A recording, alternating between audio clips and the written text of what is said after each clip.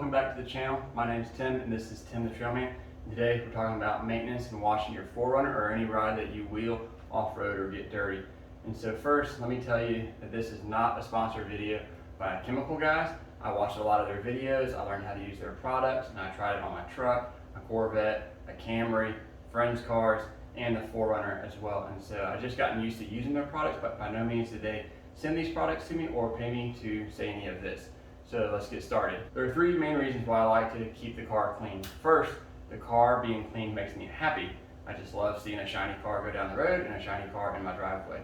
Second, when I'm cleaning the car, it gives me an opportunity to inspect the vehicle for leaks, bent things, broken things, anything that could have happened on the trail ride while wheeling, and see if there's anything, and I can catch it early before it gets worse to get it fixed. And the third reason why I like to have a clean car is it allows things like the boots, the bushings, and the bearings on the vehicle to stay clean, greased properly, and keep the mud and dirt out, and ultimately that'll allow things to last longer. So without further ado, let's get started and learn how we can maintain our vehicle by washing it regularly after trail rides. First, I'm guessing we're going to need some chemicals. Hey, the chemicals are here. So first, let's go ahead and get started in the engine bay. That's the first step that I like to wash first. That way it can get cleaned out and then rinsed off before anything else gets wet or dirty. And so to do that, I like to use this nonsense chemical, and it's an all-purpose cleaner. It's not harsh on the plastics, and you're going to pressure wash the engine bay first, knock anything loose, and then go ahead and apply the chemical. After applying the chemical, I like to use my wheel brush. This is a blue, it's kind of a stiff bristled brush, and it allows me to kind of scrub the plastics and knock everything else off. And then I'll go ahead and pressure wash it loose from there, and then move on to the next step. Second, it's going to be up to you. In this instance, I went ahead and took the wheels off and put the vehicle on jack stands. I had been wheeling a couple weeks in a row and multiple days, so the under chassis was pretty nasty. And so what I like to do every once in a while, not every time I wash the car, I went ahead and took the wheels off to pressure wash the suspension, the wheel liners, get all the mud out of there, and then also pressure wash the frame and underneath the rock sliders.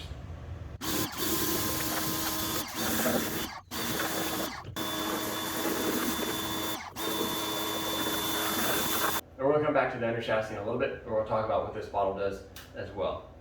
Third, I like to do the door jambs, get those cleaned out. And so to do that, let's take it to Tim over at the car. Okay, you want to do the door jambs next. That way when you're done washing the car and the car is all dry on the outside, but you don't have to open up and get water.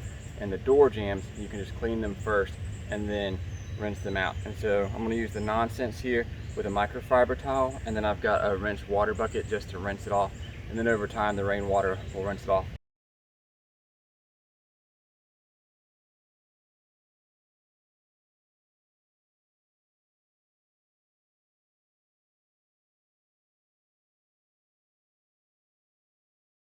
Okay, so after doing the door jambs, whether the wheels and tires are off the car or on the car, I like to do those next. And the reason why is you don't want to be cleaning your wheels and tires after you've washed the body of the vehicle, because every time you rinse the wheels and tires, increase the chances of getting water spots on the vehicle. So go ahead and do the wheels and tires first, and then go ahead and wash the body after that. To wash the wheels and tires, I like to use the Diablo wheel and tire cleaner. And what I'll do is go ahead and spray it on the tire, use the stiff bristle brush to scrub the tire, get all the Georgia orange clay out of there. And then with that, I have two other tools that I like to use. This is a wheel cleaner or wheel scrubber as well, and it'll go ahead and get in the design of the TRD Pro wheels. And then I like to use this as a soft bristle brush, and it'll allow me to wash the faces of the wheel and go ahead and clean that up nice and neat as well. And then from there, just go ahead and pressure wash them and let them dry, and we'll talk about dressing them later.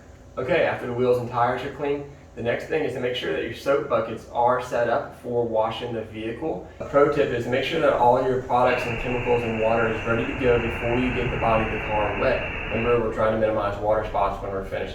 So I go ahead and use a 2-bucket system. One is going to be for the mitt and the fresh water with the clean soap, and the second one is going to be for the dirty water, rinsing the mitt. And it's going to have a dirt trap in the bottom of it to help keep dirt from staying on the mitt. After I get done rinsing the mitt in the bucket, I'm going to go ahead and put it back in the fresh soapy water to go ahead and do that. So now that we got everything prepared to wash the car, pressure wash the entire vehicle, we're going to go ahead and try to knock off as much dirt or debris that's stuck on the vehicle before we put our mitt and the foam to it. So pressure wash the car first, go ahead and get that done, and then after that move over to using your foam cannon.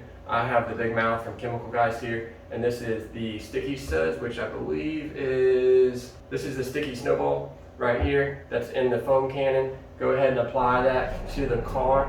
One of the pointers that I learned is to use warm water in the foam cannon, and that'll help the suds get thicker and more like shaving cream as well. Apply it to the whole car, and make sure that you're washing the car in the shade as well. And so that way the sun, the panels will be cool to the touch, and you'll be able to have maximum time for having everything on there and not dry. Okay, so we got the foam all applied to the car. Now it's time to grab the mitt, the wash bucket, the cleaning bucket with the mitt, and go to town. Just start at the top. Use the mitt starting at the top. Wash from top to bottom. That way everything will flow down. You want to avoid using the mitt at the bottom and coming up, because remember, any dirt that's flowed down on the car is going to be at the bottom of the panels. And if you touch the bottom of the panel, take the mitt back up without rinsing it, then you're going to go ahead and have sand in the mitt and potentially be scratching the panels from that point forward. So don't do that. Top to bottom, and keep going all the way around the car. Okay, after washing the car with the mitt, you want to go ahead and rinse the vehicle off. So while rinsing the vehicle off, there again, start at the top, work your way down. Make sure you rinse it really well, get below the wipers, get in the mirrors, get in the wheel wells and everything like that. You want to get all the soap off of it before you start drying the vehicle, because you don't want soap to get in your towels. You want the soap to fall off the vehicle while you're rinsing it. Okay, so we got the car finally rinsed. This is new to me. I started doing this about 6 to 9 months ago, and I really enjoy it over using a chamois. And what I use are a 2-towel system.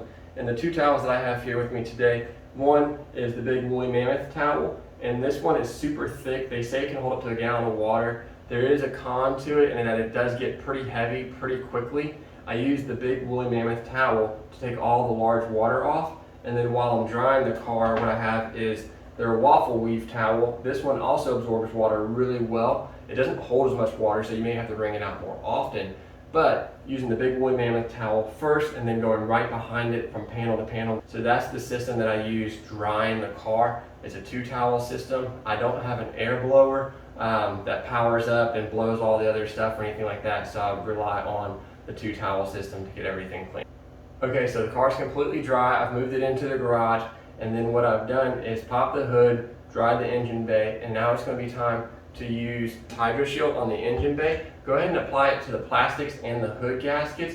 And what I do is make sure everything's dry, spray it on there, wipe it around, and then clean off the panels, make sure it's dry. And that's going to allow it to resist the dirt or mud sticking to it. It's also going to make those panels shiny, stay darker longer, and just look good on the car. And then go ahead, if you would like, and run the Hydroshield through all the door jambs on those seals and things like that as well. It's a great product for any rubber that's on the vehicle to keep it from drying out.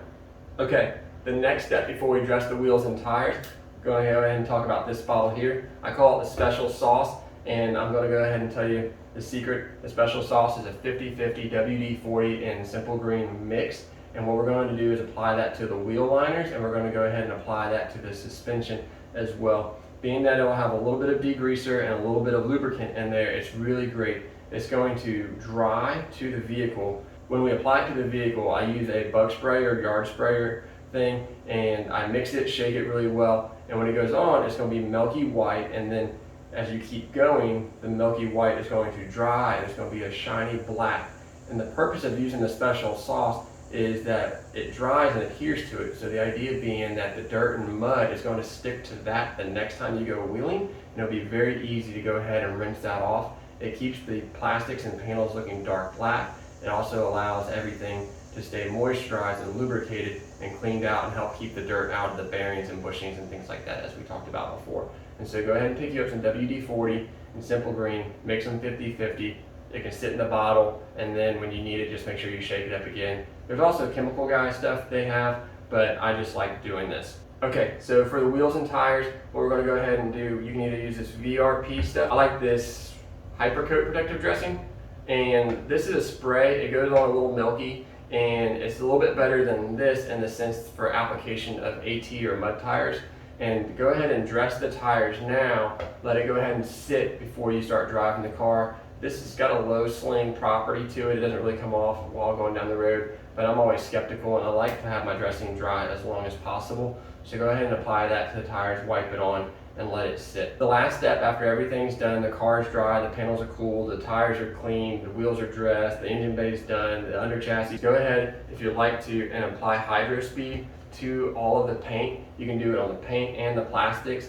And what that will do is apply a super slick layer, and I like it because it helps branches and leaves, at least in my head, slide a little bit easier along the paint or panels and go from there. It also allows water beading, hydrophobic properties, and water spot minimalization, so that way the car will stay clean, last longer, and ultimately it'll just be easier to wash the next time. This is the finished product of Roxanne, the 4Runner, and the overall time and product, it takes 2 to 3 hours just for an exterior detail. And that's with jacking it up, taking the wheels off, cleaning it. And I don't do this every time. There's a lot of things that you can do reaching through the wheel wells. But as you can see, the overall product of how the car came out is pretty nice. It's super clean and it's shiny.